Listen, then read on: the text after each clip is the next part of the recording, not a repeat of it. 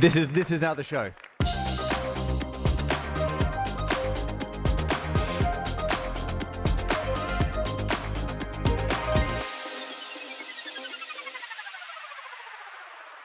So, this early, that excited is bordering on patronizing, but thank you. Humans of Bluedot. Allow me to introduce. You may know her from ITV's Makeaway Takeaway. If you're a child. If you're an adult, you may know her from her stand-up on all of Jonathan Ross's programs. And if you're an old person, you will know her from the 23 bus to Camden. Please put your hands together for Becca! Thank you. And next to me is my co-host. If you are an older person, you might know him from Radio 4 or his #1 bestseller book, Humble Pie. If you're around mid-age, you might know him from his very successful YouTube channels, Stand Up Maths and Numberphile. That's very true. And if you're a young person, this is Matt Parker. I'm not on TikTok. I like the way the audience scaled their enthusiasm like that was a survey. Yeah. I appreciate that precision in applauding. We are going to get on very well here. Yeah. And we are the aristocrats. That's not... We were right, that didn't work. Oh, no. You were right. And I heard the comedians backstage laughing. Okay, yeah, that's... My work here is done. Yeah. This is the show, A Problem Squared. So it's a podcast where listeners send us their problems and we solve them. We try to solve them. Mainly solve them. We give it a go. On this episode... I'll be finding out how many astronauts does it take to screw in a light bulb. I will be looking at the most environmentally friendly way to launch something into space. And if we have time, there will be any other business.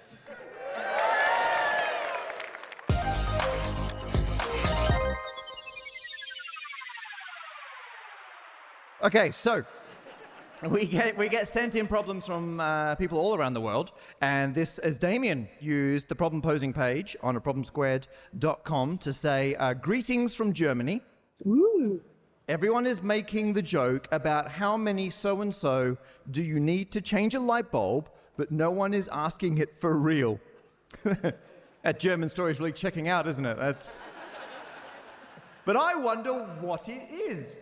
Are there places where you can't change a light bulb as one person because of its location or because of the shape of the bulb? What about spacecrafts like the ISS? Does a single person change the light bulb on it? I am really tuned for what you may find out. There you are, from Damien, who is really tuned. Is it what the kids say these days? It should be. Yeah. I love it. So Beck, Damien's really tuned. Uh-huh. How many astronauts does it take to change a light bulb? Okay, so at first I was thinking about it. It's a good question, because you'd think maybe, is it 2, where one astronaut holds it and the other astronaut spins the other one around? And then I was like, maybe it's not in space, maybe it's when they're on ground, in which case it's one astronaut, but they need a one small step ladder. These are my people.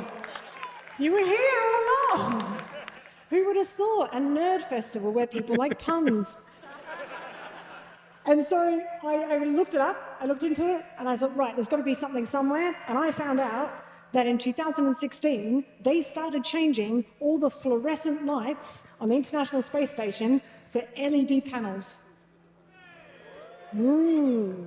So I contacted the principal investigator of the experiment they are currently carrying out. It's to find out the effects of lighting on astronauts. And I contacted Professor Stephen Lockley from Harvard. Oh, wow. Yeah. I mean, if you're not familiar with our podcast, which is most people, this is the standard level of research we do. That kind of straight to Harvard, get the expert, and they give you the answer? No. Oh. No. Also on brand for the podcast. Very on brand. Yeah, so Professor Lockley confirmed that the lights have been and are currently still being changed over from fluorescent to LEDs. Wait, from tubes to panels? Yes. Neither of those are bulbs. Yeah. There aren't really any light bulbs Well, I guess on the ISS. So I think we're going to have to take liberties to answer this question. Okay, lights. And just accept that most light bulbs these days aren't light bulbs. That's a good point. Yeah. So they came back, they didn't have the answer, and I realized I'm going to have to look in further. What we need someone on the ground. Or not on the ground.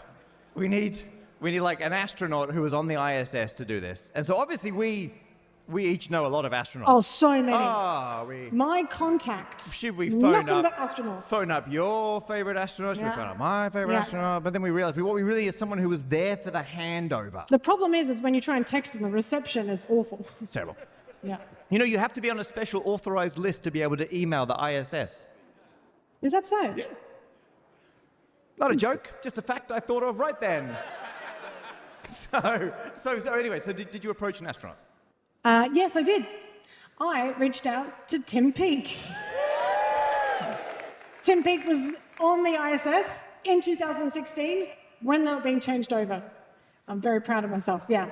And when I say that I reached out to Tim Peake, I mean that I reached out to Trent, who's the producer of another podcast called Cosmic Shambles with Robin Ince. That's right, I used another podcast to help me answer our podcast's problem. But he's got Tim's phone number. He does have Tim's phone number. So I reached out to him, sent him the questions, and while I waited for the answer, I thought I'd look into the rest of the problem. Oh, that's a good point, actually, because Damien did say other places where light bulbs are difficult to get to, like lighthouses and that kind of thing. Yes, Yep. yeah. And lighthouses, Yep. you would think, might be quite tricky. They're not. Oh. No, in Florida, there is a lighthouse that has an automated system that changes its light bulb itself.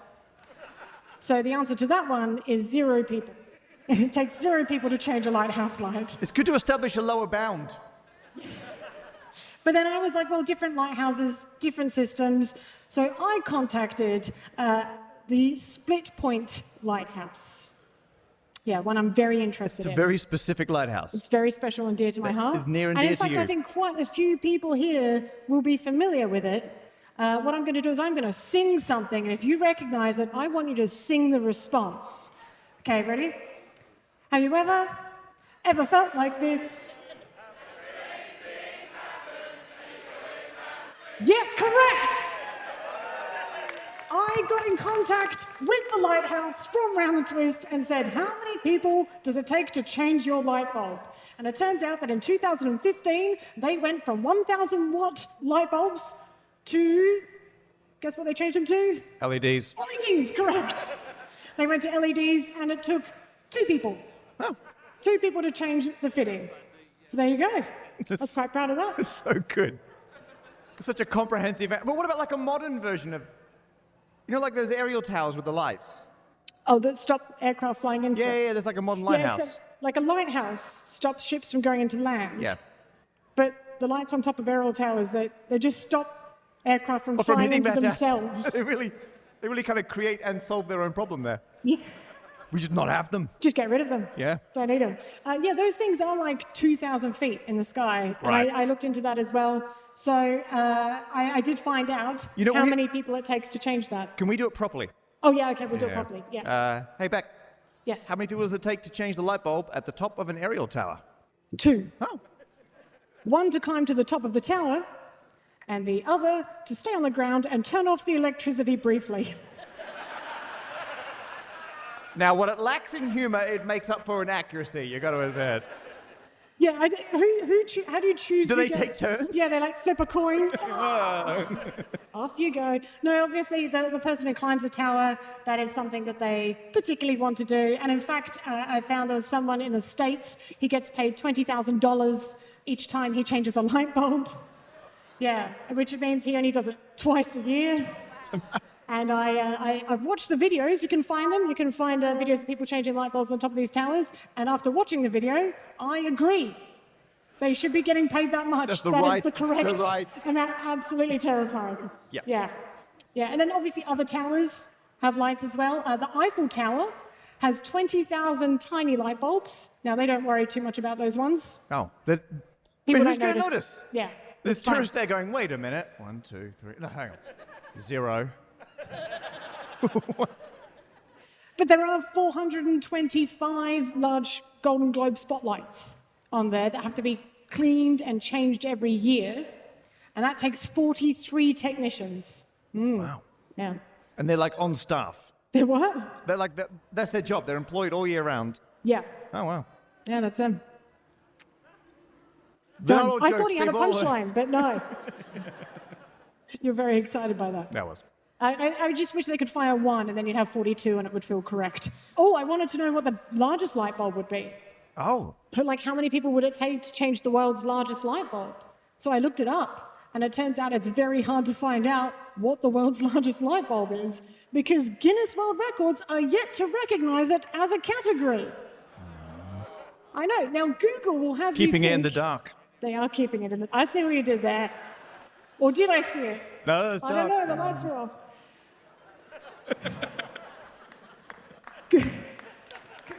I love they playing the game of what did they plan and what did they not plan. A lot of it not Oh, planned. right, yeah, it's- Google will have you think that the largest light bulb in the world is at the top of the Thomas A. Edison Memorial Tower in Menlo Park, It's New not. Jersey. It's not. So Edison is taking the claim for someone else's achievement. I mean, classic. Classic. And a light bulb. I heard Bit on the nose there, Edison. someone booed, and I love that. That someone is just like, I'm sick of this cancel culture. So What that- Swan invented was not technically a light bulb. Yeah, well, the one on top of the tower is 14 feet high, which is pretty big, and that is, like all the other light bulbs we've talked about, not technically a light bulb. It is a large replica bulb with some headlights in it, allegedly, from what I found. Last year, there was a 17-foot-tall light bulb created as part of an art installation in Tulsa, Oklahoma. I don't want to be the mass guy, but that is bigger. It is bigger. So I contacted the artist, because that's how far I go into these things, Andrew Romero Tirado, and said, right, what did it take to change it? Now, first of all, it took Andrew and someone called Niels Davis, took them 2 years to create the light bulb. And then to install it, it took about 50 people. Wait, there's only one though. Only one light Yeah, bulb. but if you install it, that's fine, but you need a second one to change it. It's a good point. Am I wrong? You're not just going to pop down to Sainsbury's and pick up a spare one, are you? No. Your trolley would be huge. And can you use the The same world's 50 largest people? trolley. Sorry, I got excited. But maybe the same 50 people, or is it a distinct skill set to remove it Oh, right. compared to installing the new one? Oh, yeah, so it's at least 50 At least people 50 that you people. need to change it. Yeah. Now, again, like many of the other light bulbs, this one, what is used to illuminate it from the inside is, can you guess? LEDs. Yes, that's right. It's LEDs. LEDs. Then I said, well, what would happen if you need to change that at any point? And they thought about that. Niels and Andrew had thought about that. They had created a hatch in the light bulb skin so you can climb in with a little platform and change the LEDs. So it turns out it takes one person to change the world's largest light bulb. Well, that's because Yeah. it's a walk-in bulb. You'd want a second person making sure no one walks by and goes, "Why is that open?" Clink. Oh, yeah. Because then it just becomes like a mime installation. That's a whole new art installation, isn't it? Man gets stuck in light bulb. Oh, it'd be like if you had an idea so big it took over you. How do I get out of this thought process? I forgot where we were. No, yeah. Oh, the original It's a big problem. bulb. It's a big bulb. Our original problem. Oh, yes. ISS. Yeah. Because, I mean, Damien did specifically request the ISS. Yes. So I did eventually hear back from Tim Peake. You got the answer? I have the email here. I wanted to Oh, read it my out. goodness. I'm very excited. Yeah. So the first thing Tim Peake said in answer to the question was, not a light bulb. Thank you. Yeah, so I think we have to agree with that. Tim Peake said, but I had to change an entire light strip We call them GLA, that's General Luminaire Assemblies. Such an astronaut. Nah, it's a GLA. And if it gets too hot, we call it a flaming glah.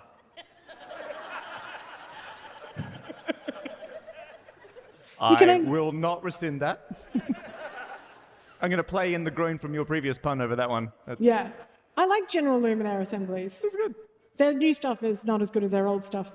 They're on tomorrow night? They're on tomorrow night. Yeah. So it took about half an hour using an Allen key, which NASA call a hex key or a hex head, which is amazing. I don't know. I didn't ask why. It's the people who, in geometry, you're either a hex head. Yeah, I'm such a hex head. Oh, yeah. I love geometry. I'm Or more you're of really a- into witchcraft. These guys are leaving because they're pentafaces. Oh, hexes. Too many never here. hexes. So to remove, they use an Allen key or a hex head to remove the unit, disconnect the old and reconnect the new electrical connectors, then reinstall the new unit.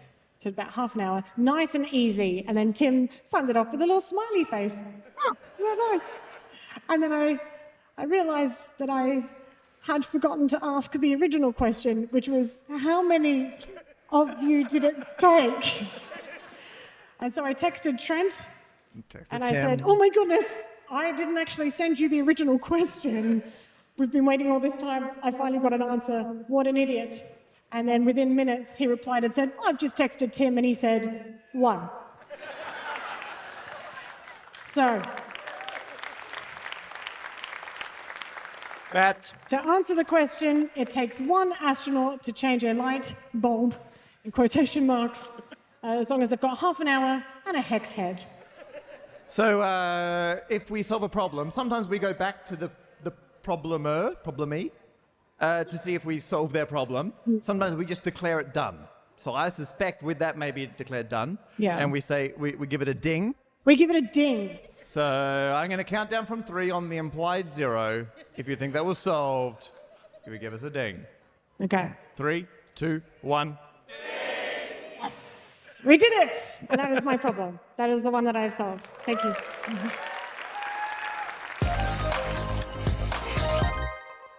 This next problem is from Andre.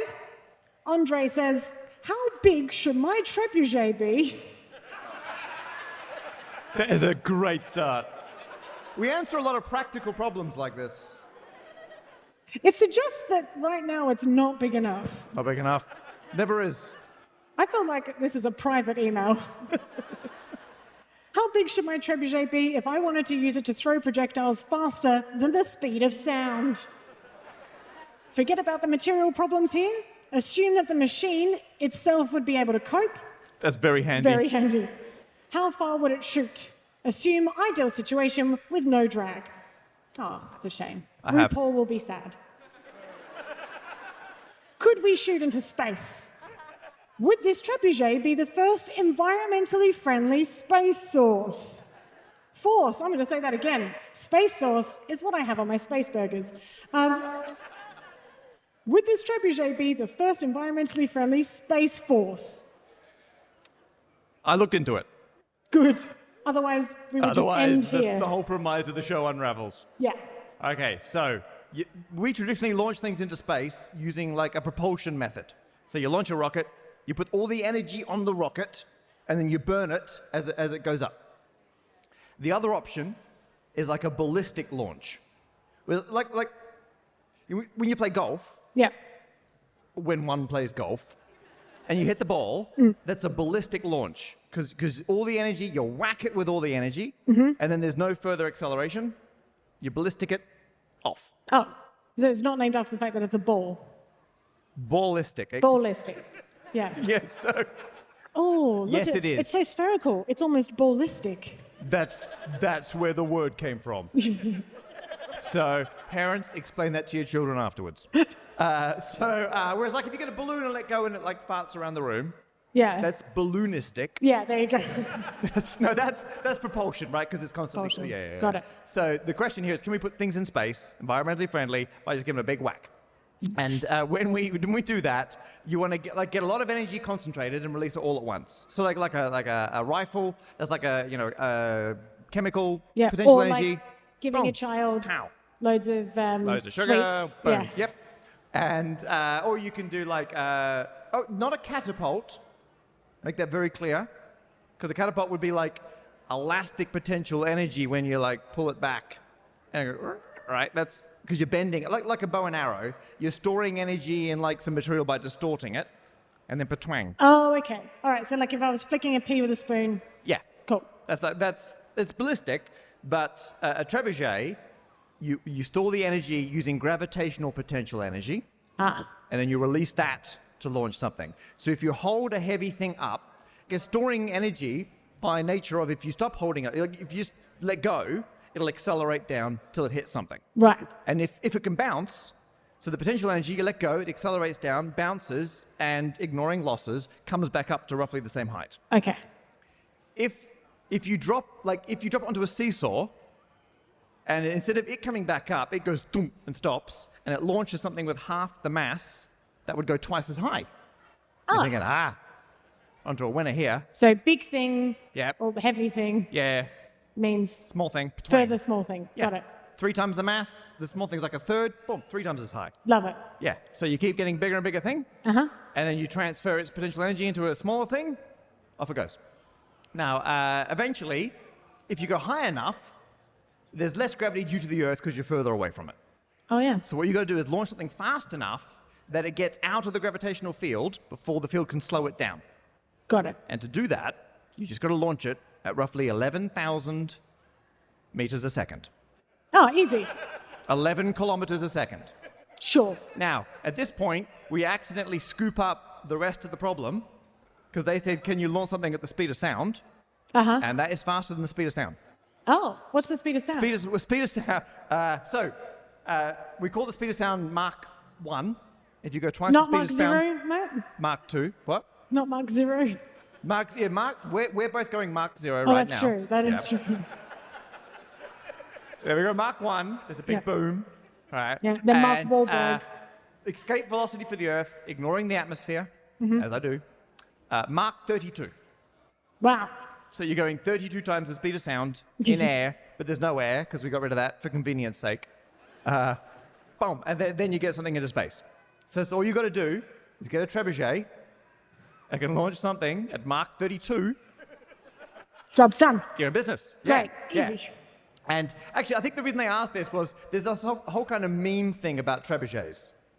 I don't know what young people find it hilarious that a trebuchet can launch something 90 kilos, 300 meters. I don't know why. It's a young person thing. It is quite funny. There's memes like me when I weigh 90 kilos and need to go 300 meters in a picture of a trebuchet. It's very funny. When you say kids, who are you talking about? Kids from roughly 12 years ago. So that's why because we tweeted, because we thought it'd be kind of cool to show you a trebuchet to explain how it works. Yeah, if anyone This follows is us on Twitter. Yeah, but the but- thing is, we tweeted from our own accounts, We not both from the Problem Squared account, Oh yeah. which meant that separately we both started tweeting about, does anyone have a Oh, yeah, trebuchet? trebuchet, quick. And they're like, you guys had a falling out? Which is just a trend. Yeah. We tried to get the hashtag going, wasn't working. Yeah. So we tweeted, can everyone got a trebuchet? A lot of people are like, oh, I've got one, but it weighs 90 kilos and it's 300 meters away. Very funny. Have you got a second one? Second only to people saying, that's a bit of a long shot. Which I laughed like that the first time I read it. After about the 70th time. We were good. Yeah. Yeah. So we haven't got one. This is before we asked health and safety at Bluedot if we could bring a trebuchet. So according to our risk assessment, there will be no trebuchets involved. Yep. According to the risk assessment, Yep. definitely no trebuchets. Because the trebuchet, Are what it's coming on doing, right? stage. It's basically, because you could just use like a seesaw, but it's not a very efficient way to get all the potential energy out of the falling thing into the smaller thing. And so a trebuchet is just a very complicated mechanism to make sure you capture as much energy from the big falling thing and transfer it into the small thing. So I actually brought a prop, not a trebuchet. Not a trebuchet. On our risk assessment, it is a kinetic energy demonstration device. So, okay, so over here, oh, here it is. Now, for the people in the live audience who are watching this, I've just walked back onto the stage holding a perfectly normal broom with a few minor additions. Number one, I have attached 2 5-kilogram weights to the bottom of the broom. And this is the heavy end of the seesaw.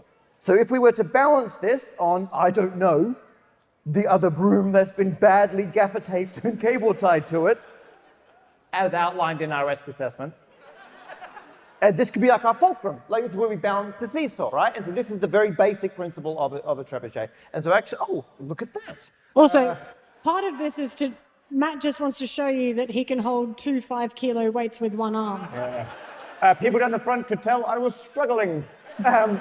This is, don't look so nervous. We haven't loaded it yet. So this is the basic principle, right? You put a light thing here, you put a heavy thing there, and now when the heavy thing goes down in the gravitational field, patwang, light thing gets launched. And we're like, well, what is the traditional thing to launch into an audience? T-shirts. So Beck reorganized, because we didn't have a Problem Squared merch.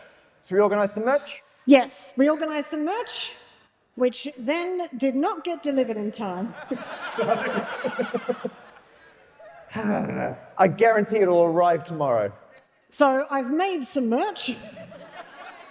So we've got some T-shirts here. We've got a Bluedot T-shirt. Was a Bluedot T-shirt. Was a Bluedot. Now it's a Problem Squared T-shirt. As you can see, I've written in Sharpie, a problem squared. And then we've both signed it. And then just to make sure, I have written on the back, name another podcast which launches its merch via Trebuchet. I'll wait. But I have written wait, W-E-I-G-H-T. So we've got 2 Bluedot T-shirts and then one of your number file T-shirts, which we will be... File merch, and we deface that to become a Problem Squared merch. We did actually set up a T-Mill website and everything and order them, and that was originally a mock-up temp product. Not with a Bluedot on it. No, I'll wait one. But the moment someone orders it, it'll be a real product. Only you have the power to make its dreams come true. Okay, I've now attached a sling to the back of the thing. So again, this is another way to try and maximize the amount of energy we're going to get from it. So what you actually do is you load, oh, look at that. That's for maximum impact. That's not in the risk assessment. Okay, but what is in the risk assessment is me verbally warning you, we're going to launch this at you. If it comes towards you, please catch it. Or if the person behind you is not paying attention, duck, be very funny. Okay, so to answer the question, as you can see, there's a lot of variables here. And the whole thing is a super, super messy, complicated system. And we'll tweet, there's a nice link to a simulator online where you can change all the variables and see what happens. I just worked it out for an idealized trebuchet. So you're getting all the energy from the mass you're dropping, and you drop the mass 1 meter, and you want to launch this 150-gram T-shirt into space. You need a mere 940 tons of counterweight, a meter off the ground. And you're going to carry that with one arm, Matt? That I might use 2 and roll my sleeves up. So you drop that a meter, this will then, okay, it'll blow everyone's eardrums out as it passes. Oh, there's no air, we're safe. Risk assessment. And this will then be launched at 11,000 meters per second into space. I don't know if this is this kind of spacecraft people had in mind when they posed the problem. We might be able to get Space Force into space, but once they're up there, we can clothe them. Yeah, that's right. There's a lot of astronauts floating around without shirts. Oh my gosh, I would Google that. Okay, should we? We're going to do it? We're going to do it? Yeah, you're going to do a T-shirt minus countdown? Thank you. Excellent work, okay. Right. Okay, can everyone over here get ready Okay. Yeah, if anyone's wondering, I have put the neon tape around these so you can see them before they hit you right in the face. I like the fact people literally outside the tent are getting ready to catch it. That is very, very optimistic. And if we all play along, people listening afterwards will never know how far this went. Okay. I'm going to say that the people in the first couple of rows are looking far too relaxed. Do you? T-shirt minus 5, 4, 3, 2, 1.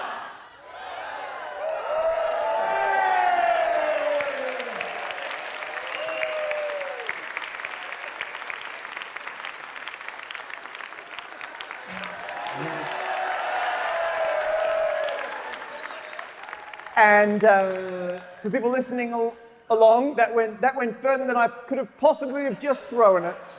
Oh, yeah.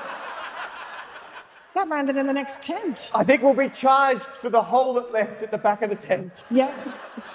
Groove Armada caught it. Shall we, this is literally my t-shirt Yeah. I brought to wear. So, I haven't worn it yet, it's clean. Okay, here we go. 5, Yep. 4, 3, 2, 1.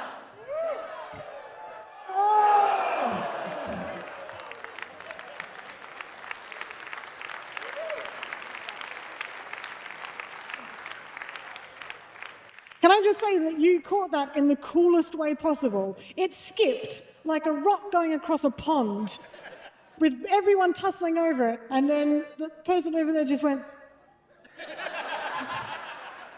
like someone at a wedding who's already married catching the bouquet. I've already got one of these, thank you. I've already got one of Matt's t-shirts. They get trebuchet next.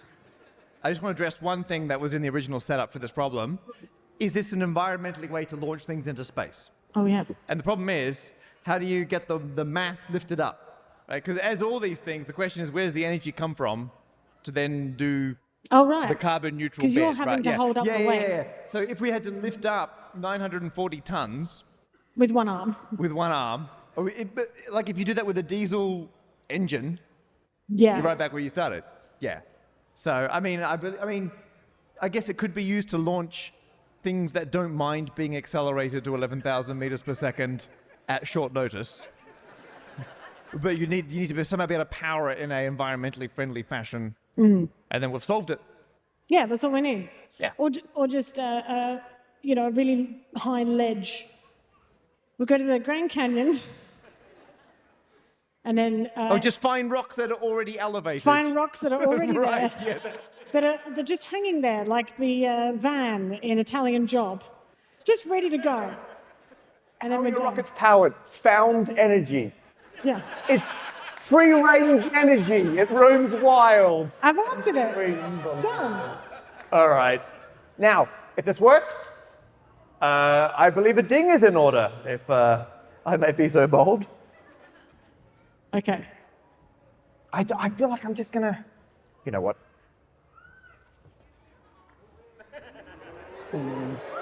Does anyone desperately want this t-shirt? Put your hand. There's a density of you over there. Okay. The people at the back, though, how much do you really want it that you're still there? I feel like I deeply want to change a variable.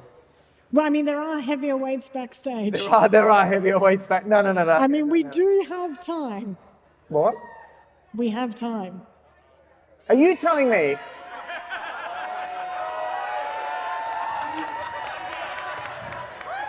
Now, this is just between us. There's several hundred of you. I just want to say that this is 12.5 kilos, one arm. Oh my. Just rest it on there. Do you want to, I think we need another strap. Do you want to take it off? Okay, here we go. Okay, so what we'll do, we'll feed that through there.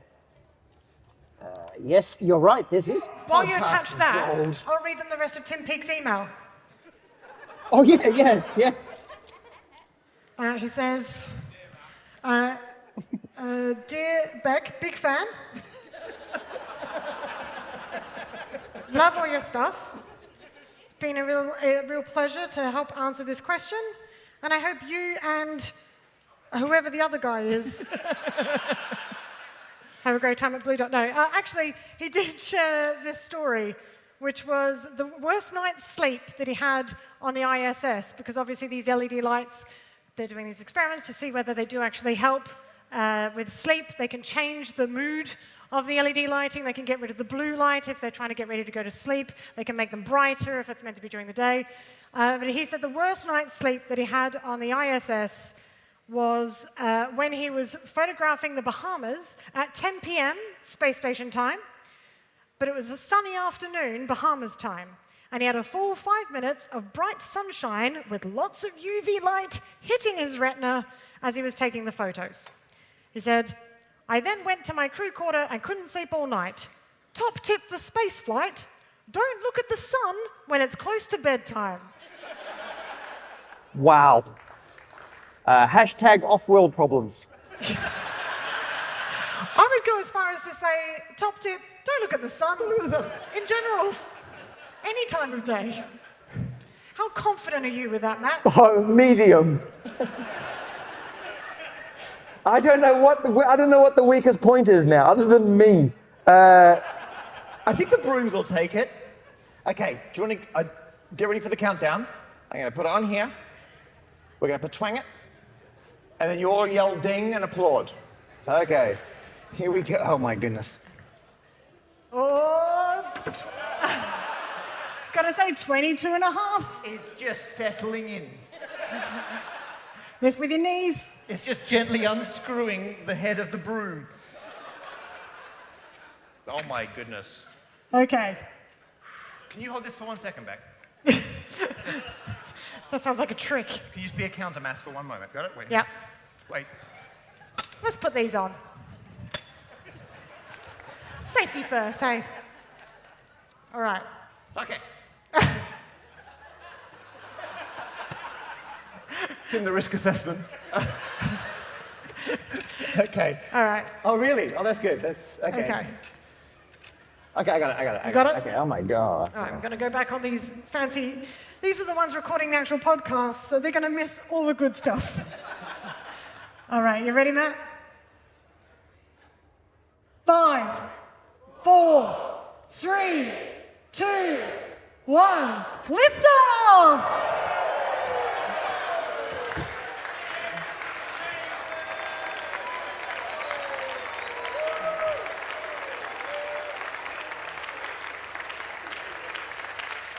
Did you sprint over there?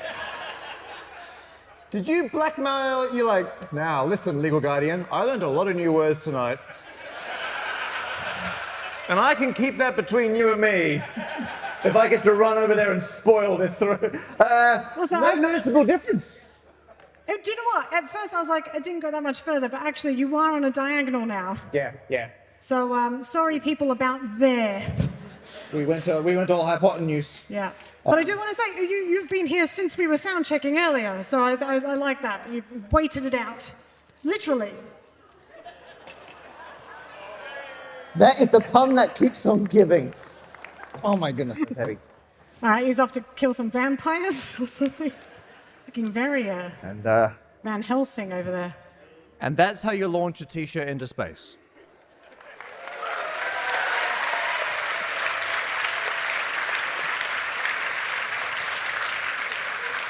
And so I think we can all give that a very big ding.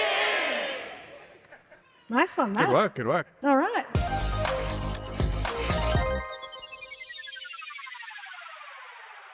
Well, We got any other business? any other business? Then we do any other business and notes and amendments at the end of the episode. I think that's a bit. So where's the book? Did we just establish where the book outlet is? Yes, Blackwell's Bookshop in Starfields tomorrow at midday. So if you go there, I will be signing copies of Beck's books, Horror Heights. Yep, which are horror books for anyone really, aged 8 up, but, I'm not going to, if you're younger than that, I'm not going to stop you from spending money on my things. And I will be signing copies of Matt's book, Humble Pie, which is very good. I read that book and then I went, do you know what? I will do a podcast with you. Oh, that's true. That is literally been the order it bugging me happened for in. Yeah, years. that's it. Yeah. There you go. So we'll be there at 12 o'clock tomorrow. We can do a t-shirt trade if you want to come along. Oh, we will be or- selling the t-shirts as well. If people, we do have a shop, Oh, yeah. tmail.com/a-problem-squared, because I set it up while on the train. .tmail.com. But there will be, there are official A Problem Squared t-shirts on there. So to finish it all off, we just want to say massive thanks to, obviously, our producer, Lauren Armstrong-Carter, who's somewhere off to the side of the stage. And to everyone at Bluedot, including Sarah Bonetto, who booked us, and, Thank you to very Tim much. Peake. Oh, yeah. Thank you very much for having us. Bye.